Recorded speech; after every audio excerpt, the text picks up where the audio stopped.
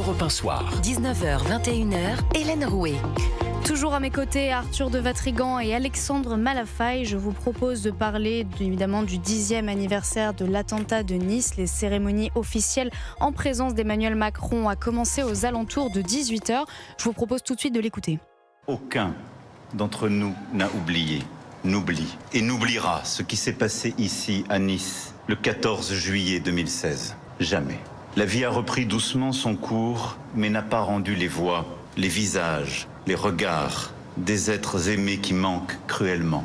Il y a 10 ans, ce 14 juillet 2016, la promenade des Anglais était ce qu'elle avait toujours été. Un ruban de lumière entre la ville et la mer, un lieu où les générations se mêlaient, où les familles réunies venaient regarder le ciel s'embraser au feu de la concorde nationale, où les femmes et les hommes de tous les pays célébraient ensemble la liberté. Alexandre Malafaye, je vous vois souffler. Non, je suis toujours marqué par la façon dont le chef de l'État arrive à faire du lyrisme à chaque fois qu'il prend la parole. Ça m'étonne toujours. Après, je suis aussi frappé par l'enchaînement de toutes ces séquences de prise de parole. Il y a une intensification vraiment de cette volonté d'être là pour marquer son temps.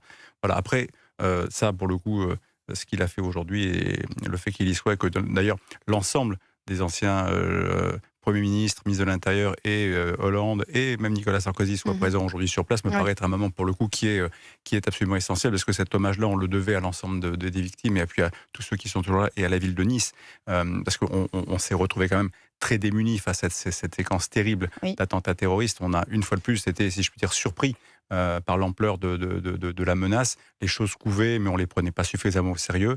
Et aujourd'hui, cette menace, elle a changé de nature. Il ne faut surtout pas la sous-estimer. On a toujours une menace islamiste, on a toujours un risque qui est de moindre nature et on est beaucoup mieux à même d'y faire face. Alors c'est vrai que les combats maintenant sont différents. On est plutôt sur le narcotrafic, la criminalité organisée. Mais ce risque-là, il ne faut absolument pas le mésestimer, d'autant plus qu'il y a malheureusement un terreau qui est toujours là et il y a des braises qui restent actives. Et surtout qu'en 2016, on avait déjà le sentiment en fait, que le terrorisme avait muté de 2015 à 2016. C'est-à-dire qu'en fait, avec Nice, il a pris un camion et il a décidé tout seul. En fait, si vous voulez, c'était pas une espèce de commando armé comme on a pu voir avec le Bataclan. Arthur de Vatrigan, la menace de Daesh, du terrorisme islamiste de manière générale, pèse-t-elle toujours sur nos démocraties ? Mais qu'est-ce qui s'est passé depuis 10 ans ? Depuis le Bataclan, depuis Nice, une quarantaine d'attentats islamistes réussis et des centaines déjoués. Donc on nous avait dit plus jamais ça. Puis on a eu Samuel Paty. Après on nous a dit ils vont pas voir notre reine. Puis on a eu le père Hamel, Arnaud Beltrame, Dominique Bernard. Donc on éteint la tour Eiffel, on allume des bougies, on dit on va pas oublier vos visages, mais on dit rien en fait. On dit rien parce que on veut pas interroger le fond. Alors en effet, l'époque est plus aux offensives très sophistiquées. Mais il n'y a plus besoin. Vous avez un djihadisme d'atmosphère. Ouais. C'est-à-dire qu'en fait, il y a des gens qui épousent la transcendance à coups de couteau dans une religion. C'est ça la réalité.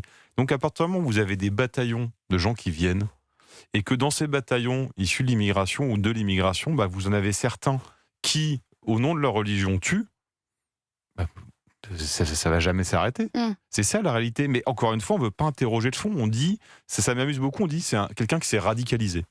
Mais se radicaliser, c'est quoi la racine étymologique ? C'est radicalisme, ça veut dire revenir aux sources, à l'origine. Alors, moi je prends les religions. Le christianisme, un type radicalisé, c'est Saint François d'Assise. Il va faire des bisous aux bêtes, il termine, Eugénie il a tout Bastier, vendu. c'est un mec qui commence à embrasser tout le monde dans la rue. C'est ce que disait Gaspard Proust, il a raison. Un bouddhiste, il va pas écraser une fourmi. Et donc un radicalisé musulman, c'est quoi ? C'est un type qui prend un camion et qui écrase tout le monde.